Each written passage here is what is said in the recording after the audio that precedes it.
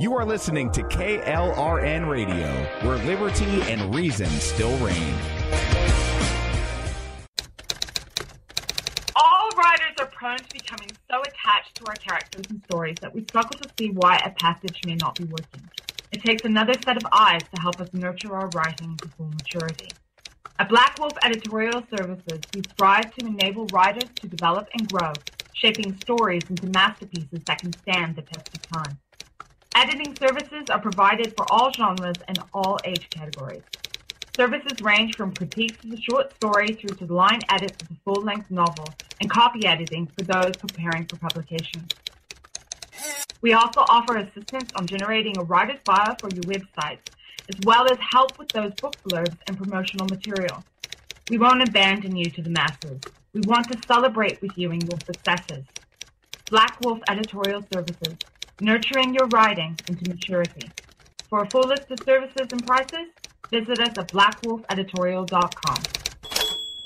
Individuals and businesses with tax problems, listen carefully. Do you feel like you're losing control over your finances? If you owe over $10,000 in back taxes or have unfiled tax returns, we can help you take back control. The IRS is the largest and most aggressive collection agency in the world, and they can seize your bank account, garnish your paycheck, close your business, and file criminal charges. Take control of your tax problems now by calling the experts at Tax Mediation Services and take advantage of the Fresh Start program and new laws that may allow us to negotiate a settlement for the lowest amount possible. Our team of tax attorneys and enrolled agents can stop collections and get you protected so you can take control of your financial future. Tax Mediation Services is accredited by the Better Business Bureau. Call now for a free case review and a price protection guaranteed quote. Call Tax Mediation Services now at 800-610-9050. That's 800-610-9050. 800-610-9050. KLRN Radio has advertising rates available. We have rates to fit almost any budget. Contact us at advertising@klrnradio.com.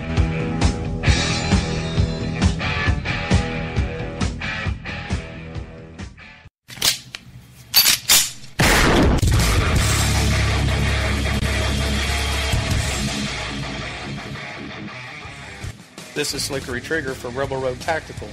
With proper care and feeding, your pistol will be ready when you need it, there to save your life. Shouldn't your gear be that good? Whether you need a holster for comfortable everyday carry or a tough-as-nails holster for your next training course, Rebel Road Tactical has what you need. Check us out on the web at rebelroadtactical.com.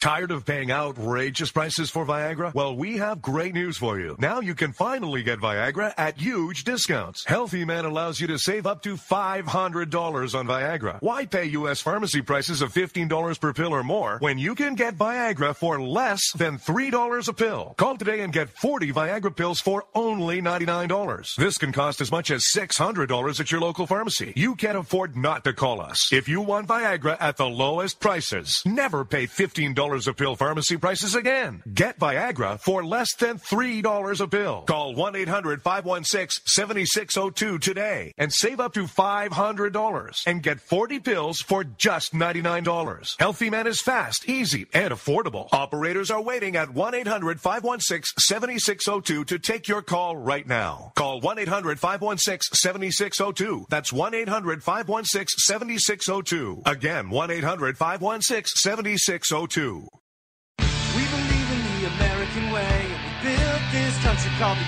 USA, and we fly our flag because we're proud and free, we're Americans. Red, white, and blue is our way of life. We never back down from a challenge or a fight. Nature provides, God gives the rights, we're Americans. We fish the waters and we hunt the lands. We forge the steel with our own two hands. With what we've got, we do the best we can. We're Americans. It's time now for the Conservative Curmudgeon Radio Show. Now, here's Grouchy. Good evening, everybody. Welcome back for another sphincter-tightening episode of the Conservative Curmudgeon Radio Show. Well, sad to say, not been a lot happening in the last week. Kind of a flat week for the news cycle, and I'm muddling through a pulled muscle in my back that I managed to do at the gym. Yeah, I know, old people in the gym just doesn't mix really well, but you know, you got to do something to keep the body working right. So anyway, between the slow news and my slow back and who knows what else, whatever the hell else is going on. Hey, here's something else that's going on. Right here on KLRN Radio tonight, we have a brand new show hitting the airwaves. Constitution and Culture, is that right, Rick? That is correct. Yes, sir. That's right, and that's at 10 p.m. Eastern Time, and that's going to be with Dan and Susan, yes? Yep, Dan Wright and Susan Swift. Damn, I was good. I remembered. All right. So do yourself a favor. You definitely want to stay tuned for that. That's going to be 10 o'clock Eastern. So you get me, then you get Jesse's POV, then you get Constitution and Culture, and then you get the venerable one. You are still on late night, right, Rick? Yes, sir. Okay, see right there, folks. That's America Off the Rails at 11 Eastern.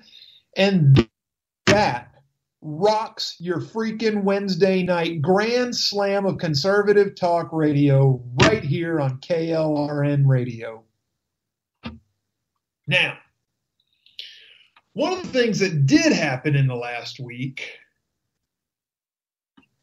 and it was quickly hushed away because of the underlying factors of it. It was the jobs report.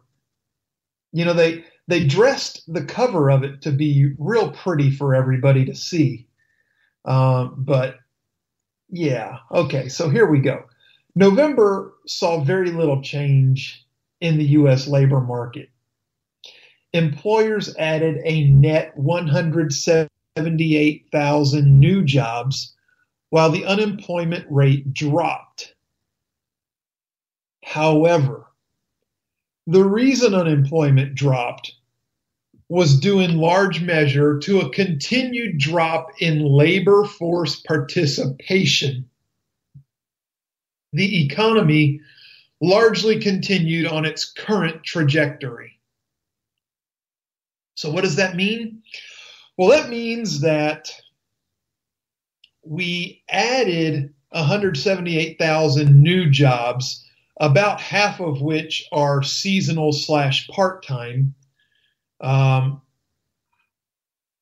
we also had a very large number of people. I believe the number I saw was 204,000 that are just basically dropped out of looking for work, whether they just decided to go ahead and retire because they reached a certain age, or they just had enough and they're tired of it and they can't find anything. Whatever it is, they're no longer looking for employment. Folks, this is dangerous, and we've talked about this before on this show several times. This administration's record on jobs is shameless at best. Shameless. Okay? The November household survey reported mixed results. Headline numbers showed the unemployment rate fell by 0.3% down to 4.6%. A large and statistically significant drop. Okay, it is. That's a big drop. But the employment to population ratio, that is the proportion of adults in our country with jobs, remained unchanged. Unemployment fell because the labor force participation rate declined, dropping to 62.7%.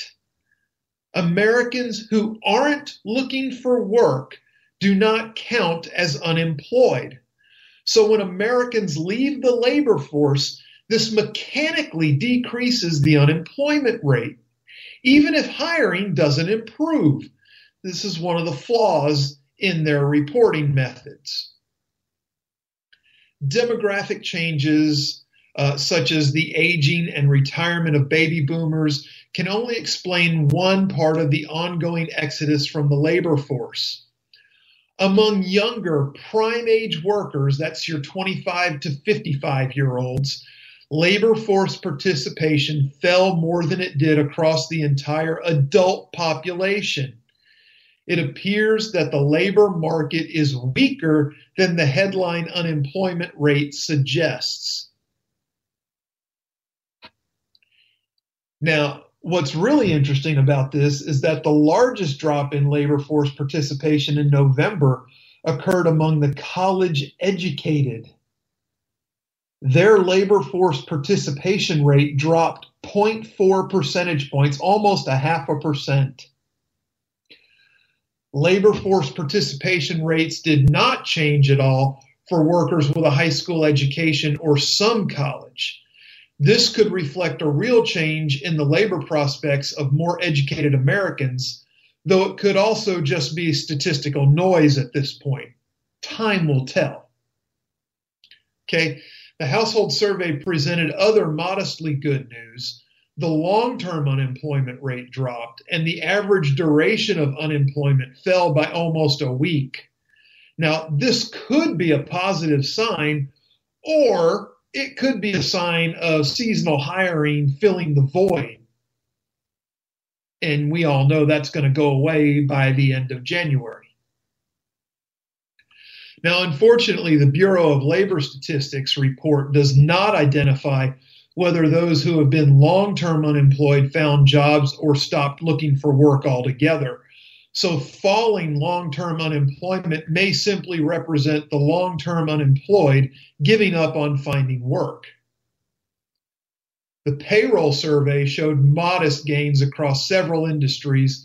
The professional and business services, plus 63,000, healthcare social assistance, 35,000, leisure and hospitality, 29,000, and government jobs, 22,000. They accounted for the vast majority of November's employment or net employment growth. But you have to understand, about half of that number, total number, is part-time work, and they're counting that as employed. The payroll survey also showed average hourly earnings falling by 3 cents last month. That change probably represents statistical noise and not an actual drop in wages, according to the government. Measured hourly wages rose considerably between August and October. Part of that increase was probably statistical fluctuations that did not occur in the November report. Over the past year, average hourly earnings have grown 2.5%, well above the roughly 1% rise in inflation over that period. Now, also bear in mind, that's inflation that our government is artificially depressing with the money that they pump back into our economy. The labor market continues to grow at what the government calls a modest pace. We're going to say it's slow because that's what it really is. Modest is somebody that doesn't like to stand around exposing themselves. The labor market is right now thumping its chest saying, we're growing, we're growing. It's really not. It's just slow. It's not modest. The economy appears to be neither shifting into high gear nor falling backwards into a recession. For the many workers hurt by the Great Recession, there could be worse news, but the recovery they've long been waiting for still has yet to come. Nor will it for a little while. Look, even with the January 20th inauguration of President-elect Trump, it's going to take a little while. It is, okay? There are positive signs, and there are some signs that should be scaring the hell out of you, quite frankly. And we're going to go into greater detail on that next week. Next week, trust me, it sounds boring, but it's really getting into the inner workings of our country and the inner workings of our government and the inner workings of free enterprise. I'm going to do a whole show next week on government involvement in the national economy and why government should and or should not be involved in a quote-unquote free market. And we'll see what you think about that. So anyway, that's about all I have on jobs. Just know it's the same old from the White House. They continue to miss their goal numbers. I am going to go out on a limb and say that somewhere between Christmas and New Year's, if you pay very close attention to page 35 of the business section in the New York Times, you're going to see November's employment numbers revised downward. I think the 178,000 job claim is a bit high, but I will be watching for that and pass it along if I can find it. So what else happened in the past week? Well, here's a name you might not know. Joel Benenson. Joel Benenson he was the primary campaign strategist for Hillary Clinton. And he said that if he could do things differently in the final weeks of the campaign, he'd ask for a quote-unquote faith forum to compare Clinton and Donald Trump's religious backgrounds. Appearing on Meet the Press, he was asked by Chuck Todd, that super straight down the middle, I don't play favorites, Chuck Todd. Chuck said, if the election were the first Tuesday in January and you had another 6 weeks, what's the one thing you would do differently in the last 4 weeks of the campaign? So Benenson replied, I would do more states. I would hit more states more frequently.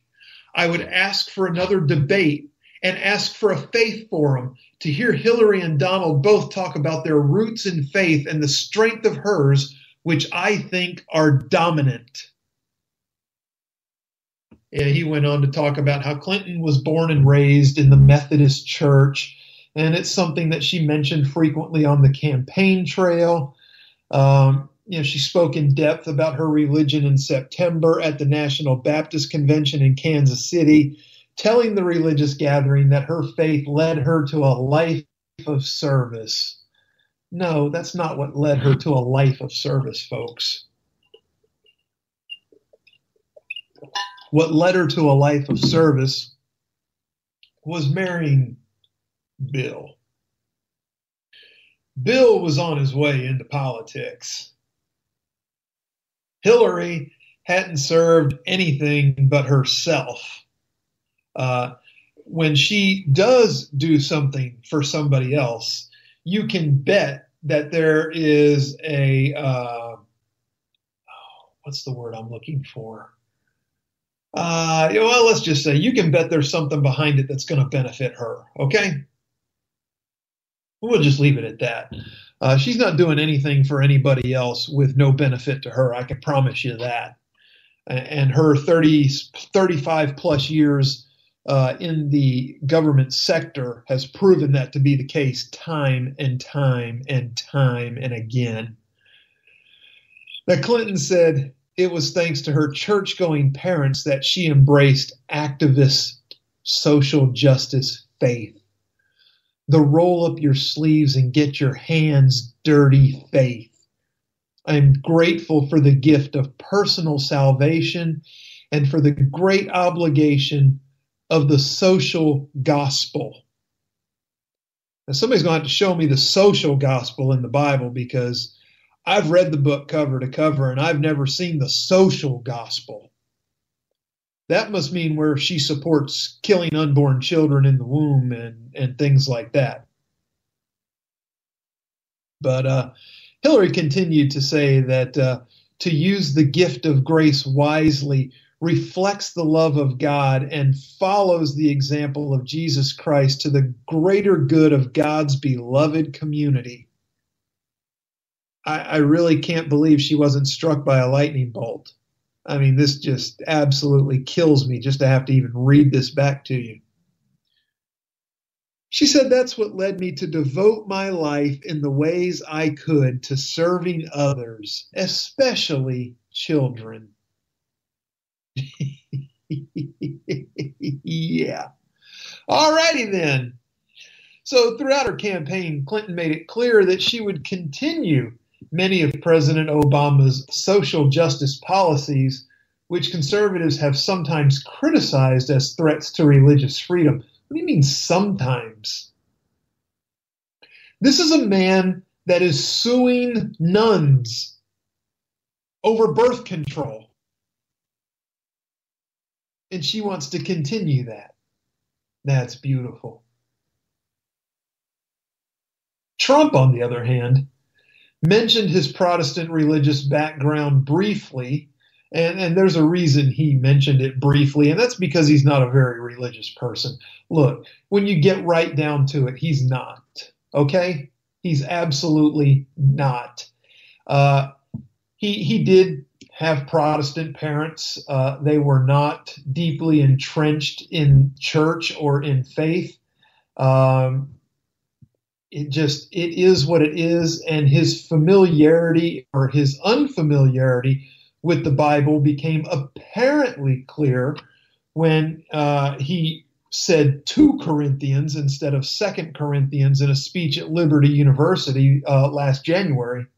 It's been that long ago. It's been almost a year. But Trump campaigned on a promise to protect Christianity and religious freedom. Now, folks, here's the difference, okay? Here's where it got very different for people, okay? They don't necessarily care that Trump is not an overly religious person. What they cared about was that he's going to protect their religion and their freedom to their religion. And instead of redefining what religion is like Hillary was doing, he just promised to respect it and defend it. Now, you can say I'm right, you can say I'm wrong. The proof, as they say, in the pudding, showed in the exit polls where the white evangelical vote was won 81% to 16% for Trump. Take it for what it's worth, okay? I am absolutely ecstatic that Hillary Clinton is not in the White House, okay? I did not want her in there. Not for love, not for money, not for nothing. Cannot stand her. That doesn't die to rule Trump and either. Now, as things go, I have always held strong to the belief that it's easier to advance at least part of your agenda with somebody who believes in at least part of your agenda than it is to advance your agenda with somebody who believes in none of your agenda. Now, you can say that's fence straddling, you can say that's whatever you want, I don't really care. But it's a fact. Can't deny that. You can call it whatever you want, but it's a fact. So now what I'm left with is that not my first, not my second, not even my third pick is now the president-elect of the United States. And you know what? It's still better than Hillary. Because there are things that I hold very dear that he at least agrees partly with. She agrees with nothing I hold dear.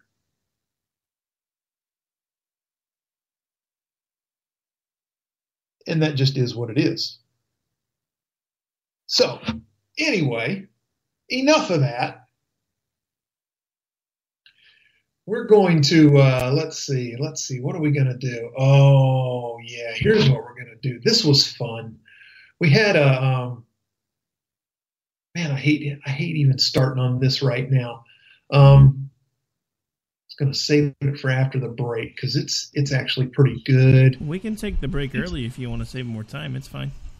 Hey, you know what? Let's take a break early, folks. Let's go ahead and take an early break. We're only a couple minutes early. We'll go ahead and do the break, and when we come back, we'll get into this story. This is fun. It's a meltdown story, so those are always cool. So stay tuned. We'll be back in about 3.5 minutes, Rick, something like that? About 4-ish. 4-ish? 4-ish? I've been called worse. Okay. So sit tight. We'll be back in just a couple minutes, and then we'll get into the Van Jones meltdown. Oh, you're going to love it. I said 4-ish, not whorish. Oh. Well, okay. Gotcha. 4-ish. Okay, so about 4 minutes on the break, folks. We'll be back in a few, and then we'll mock Van Jones. Stay tuned. I was going to clean my room until I got high. I was going to get up and find the broom, but then I got high. My room is still messed up, and I know why. Why, man? Apparently, I found the wrong chorus of this song. It was supposed to open up with the "I was going to go to work, but then I got high." I thought it would kind of go along with the first part of your segment, but I blew it, folks. We'll be right back. Host Monkey fail. My room.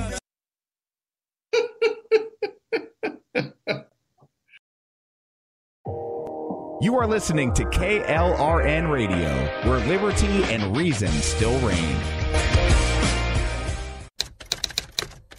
All writers are prone to becoming so attached to our characters and stories that we struggle to see why a passage may not be working. It takes another set of eyes to help us nurture our writing to full maturity. At Black Wolf Editorial Services, we strive to enable writers to develop and grow, shaping stories into masterpieces that can stand the test of time. Editing services are provided for all genres and all age categories. Services range from critiques of the short story through to the line edits of the full-length novel and copy editing for those preparing for publication. We also offer assistance on generating a writer's bio for your websites, as well as help with those book blurbs and promotional material. We won't abandon you to the masses. We want to celebrate with you in your successes. Black Wolf Editorial Services, nurturing your writing into maturity. For a full list of services and prices, visit us at blackwolfeditorial.com. Individuals and businesses with tax problems, listen carefully. Do you feel like you're losing control over your finances? If you owe over $10,000 in back taxes or have unfiled tax returns, we can help you take back control. The IRS is the largest and most aggressive collection agency in the world, and they can seize your bank account, garnish your paycheck, close your business, and file criminal charges. Take control of your tax problems now by calling the experts at Tax Mediation Services and take advantage of the Fresh Start program and new laws that may allow us to negotiate a settlement for the lowest amount possible. Our team of tax attorneys and enrolled agents can stop collections and get you protected so you can take control of your financial future. Tax Mediation Services is accredited by the Better Business Bureau. Call now for a free case review and a price protection guaranteed quote. Call Tax Mediation Services now at 800-610-9050. That's 800-610-9050. 800-610-9050. KLRN Radio has advertising rates available. We have rates to fit almost any budget. Contact us at advertising@klrnradio.com.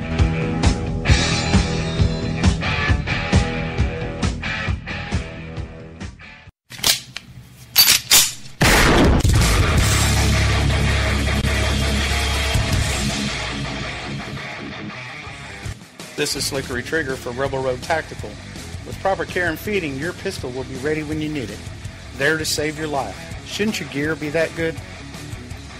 Whether you need a holster for comfortable everyday carry or a tough-as-nails holster for your next training course, Rebel Road Tactical has what you need.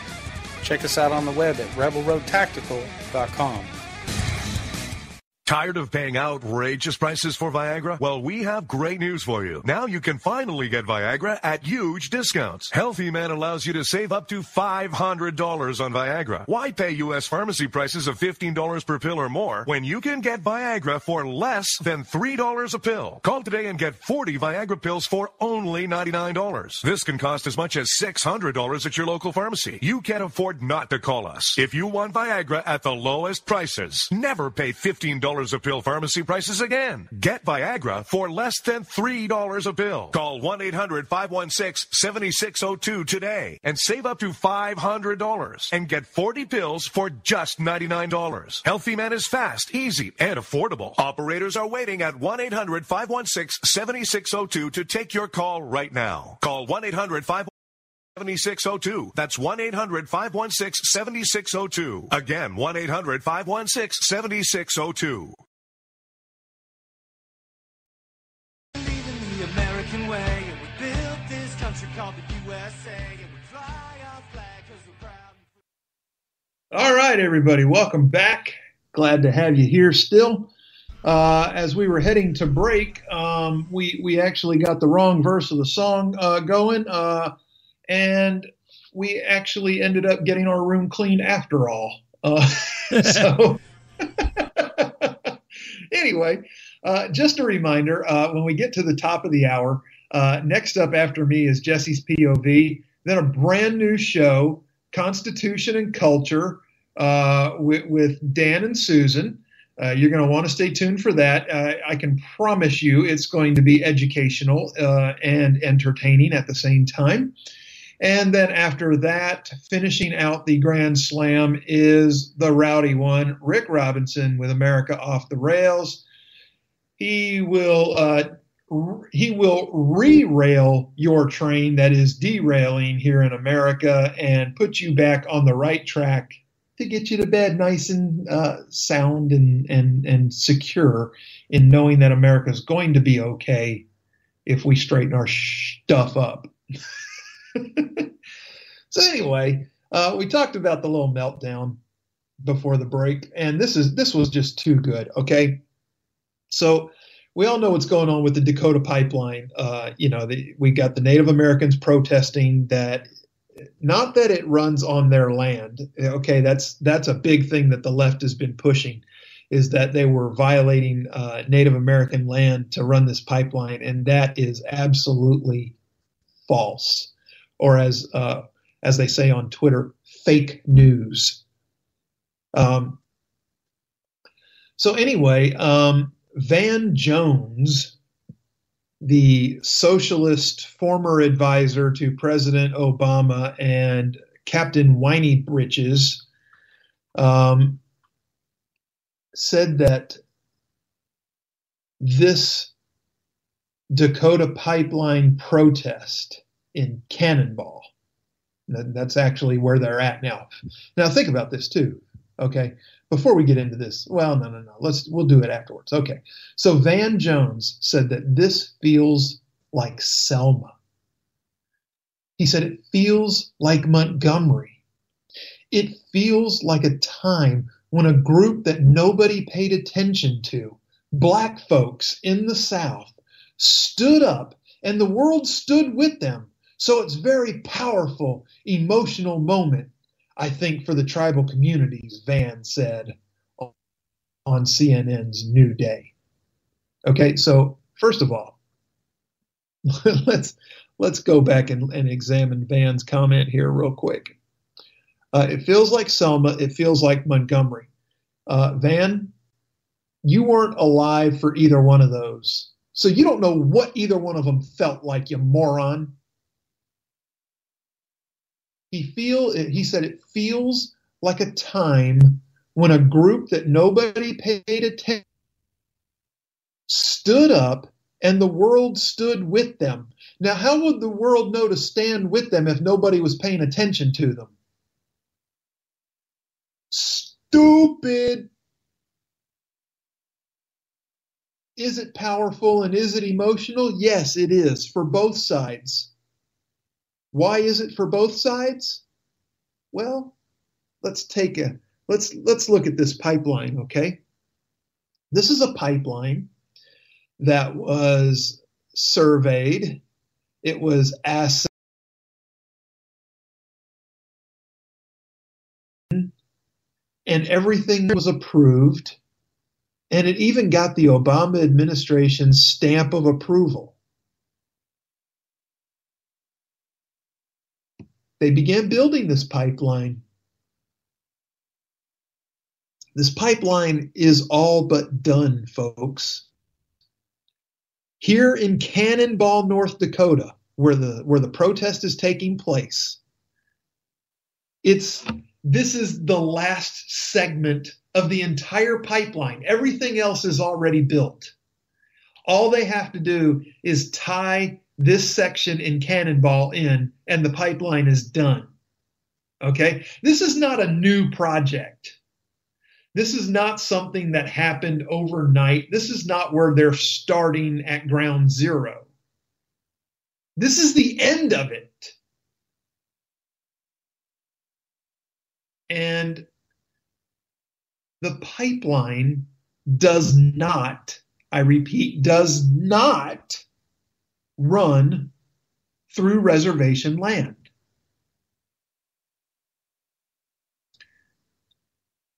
This is a protest against a pipeline. I get it. I really do.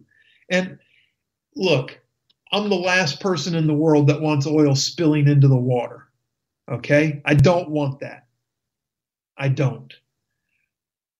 This pipeline has the triple redundancy shutoff valves and diversion tubes that they basically make this thing idiot proof. Now, does that mean it won't ever leak? No, it doesn't. But it could mean that it won't leak. We don't know because we can't build it.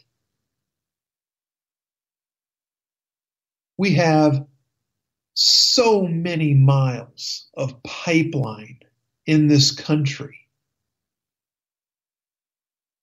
that function for years and years and years and years and decades and never leak. Pipeline leaks are actually pretty rare.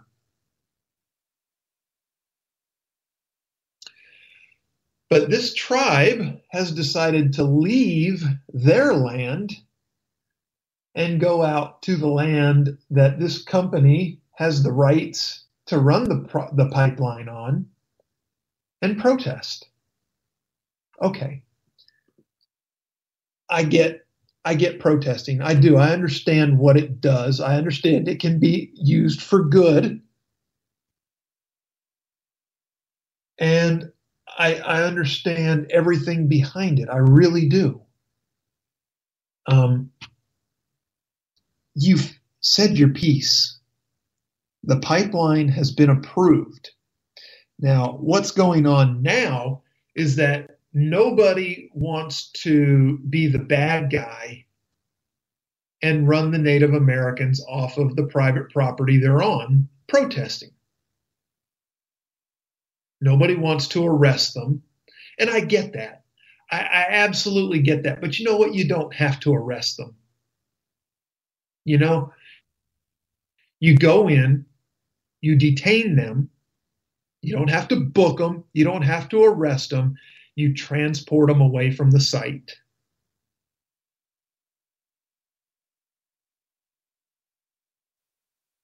I am not insensitive to what they're protesting. I am a firm believer that this country has more than enough resources and should demand that our entire country have clean water to drink, clean water to bathe in, that we should have clean water to recreate in, so that wildlife can live in it and prosper, okay? This can go into a whole global warming argument if you want to, okay? You want to have the discussion about anthropogenic global warming versus being in a warm cycle of weather, and that actual evidence shows that our Earth goes through in stages over its lifetime. We go through warming trends. We go through cooling trends. It's natural. It's natural. Now, am I sitting here telling you that mankind has zero input on how fast that happens or how slow that happens? No, I'm not. But I'm not here telling you the opposite either. Okay? There are a lot of scientists out there that do not believe in anthropogenic global warming. Over 30,000 of them have signed on saying that it's not caused by mankind. Now, are there things mankind can do to help? Sure there are. Sure there are. Should we turn the world upside down? No, there's things we can do that are reasonable. Okay? First of all, and I think you're going to see this addressed under, and I you know, it scares me to even talk about this. The infrastructure package that Trump's going to be presenting to Congress. Okay, it's basically Obama's infrastructure package. It's just going to have different stuff in it instead of crony capitalism projects. It's actually going to have real infrastructure projects, but still, it's $1 trillion boondoggle. Okay, but the kinds of things that they're talking about are reworking storm drainage systems in places that when it rains for more than 3 hours at a time, you have sewage leaks into public water, you know, public access water, whether it's a bay or a lake or you know, whatever. We actually have that here in my county. There are places that have this problem, and not where you would think. We actually have it more in one of our more affluent towns than we do anywhere else. And they just don't have the money to spend on infrastructure. Well, not without raising taxes anyway. So anyway, let's reel back in here all the way back to Montgomery and Selma, if you will. Bowing to the pressure from thousands of persistent and sometimes unruly protesters, the Obama administration on Sunday instructed the Army Corps of Engineers to find another route for the Dakota Access Pipeline project, which had all the necessary permits to build the pipeline beneath the Missouri River Reservoir. Now remember, folks, this project is already approved and has already been constructed with points from the start and the finish leading to this reservoir. This is the last part of the pipeline. So Obama is now telling them to reroute the pipeline after it's built. The Standing Rock Sioux and other protesters say the $3.8 billion pipeline threatens the tribe's drinking water and cultural sites, even though it doesn't go on their land. Now, Van Jones, he just thinks he's so cool, said the United States has a history of violating treaties with, quote, the first Americans. And in this case, it's not only the tribe that is affected, it's also people downriver from the pipeline. He said, well, really, Van? So if a pipeline leaks, the people that are going to be affected are the ones that are downriver? I would have never figured that out. Captain Obvious whiny pants here. Van says, at the end of the day, pipes leak. That's why we have these people called plumbers. He thought he was being witty. But, you know, people like Van, they are such elitists that they would never actually debate somebody with a counter view in an education on something like this, because they would actually shred him, poke a hole in that little elite cloud that he sits on, and watch him drop back down to earth. The pipeline developer, Energy Transfer Partners, says the Corps' decision is politically motivated, and the White House directive today to the Corps for further delay is just the latest in a series of overt and transparent political actions by an administration which has abandoned the rule of law in favor of currying favor with a narrow and extreme political constituency. In other words, he's keeping tact with what he's been doing since he was first elected. The company said it is fully committed to ensuring that this vital project is brought to completion without any additional rerouting. The segment under the river is the final piece of the 1,200-mile pipeline. See, I told you that.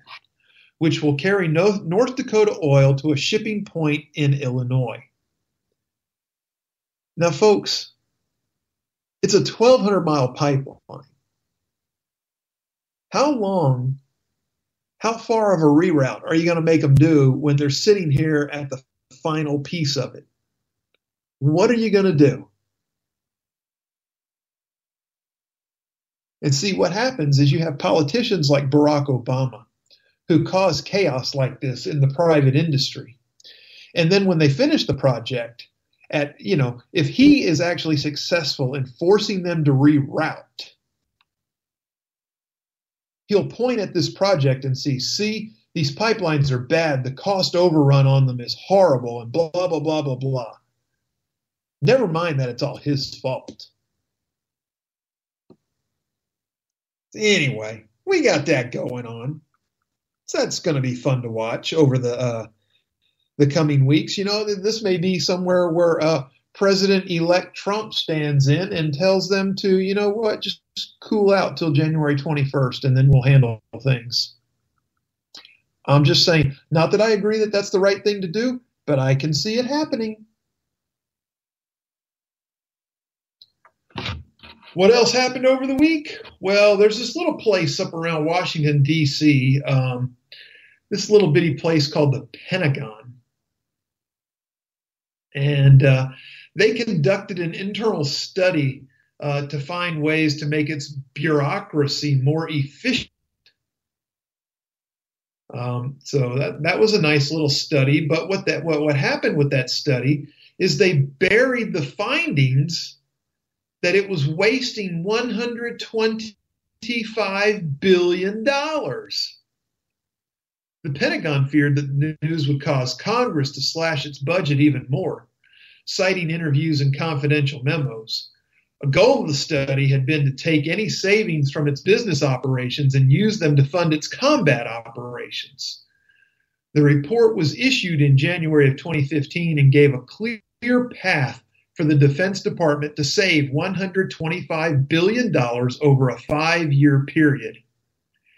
It would not have required layoffs of civil servants or cuts to military personnel, but would have used attrition and early retirements to cut employees and would have reduced high-price outside contractors and improved its use of information technology. Based on reams of personnel and cost data, their report revealed for the first time that the Pentagon was spending almost a quarter of its $580 billion budget on overhead and core business operations such as accounting, human resources, logistics, and property management. But rather than implement the findings, Pentagon officials quashed the report and discredited it, fearing it would be used by Congress as proof it wasn't making wise use of the funds it already had. The Pentagon instead scrubbed the study and put secrecy restrictions on the data, making sure that the findings could not be replicated. A summary of the report that had been public was taken off the Pentagon's website. And according to the data, the Defense Department was paying more than 1 million contractors for back office jobs. The number of active troops is currently at 1.3 million, the lowest since just before World War II. And the savings could have paid much of the cost of rebuilding the aging nuclear arsenal, or could have covered operating expenses of 50 Army brigades. Folks, that's bad. That is bad. So what's going to come of this? Well, time will tell. I'm guessing that Obama's administration is going to do little to nothing, because right now he's planning his thank you tour. God help us. He's actually got a hot little agenda once this lame duck congressional session gets underway. There are several things that he would like to get advanced and completed off his little legacy list, if he can, before he leaves office on January 20th. So, things to watch out for, speaking of January 20th. Things to watch out for once Obama leaves office. Well, here's something. Former Attorney General Eric Holder is going to help Democrats reshape their party and gain more control as chairman of a new committee. Holder said Monday he will lead the National Democratic Redistricting Committee. The unprecedented new effort will set priorities for investing in races for governor, other key down-ballot races, Holder said. It's also a cause that President Obama hopes to embrace when he leaves office, according to Holder. Holder served as Attorney General from 2009 to 2015. The 65-year-old said Democrats need a comprehensive approach to all races, from school boards and other local positions all the way up. He said, let's move the conversation to the states and the localities. Democrats are picking up the pieces after Hillary Clinton's loss to Donald Trump in the presidential election. The GOP, which controls both houses of Congress, is looking forward to getting things done under Trump's leadership. Obama said after the election his party is taking a healthy look inward at what went wrong and what it can do better in future elections. Folks, this is scary. Okay? This is for real scary. This is some Democrats that have actually figured out that they need to examine what they did wrong and then fix it. Now, are they smart enough to figure out what they did wrong and brave enough to fix it? Time will tell. But the fact that they're starting to use the reasoning that we've been trying to apply to GOP politicians, we as real conservatives, this is scary. Because if they ever get their crap together and get it organized,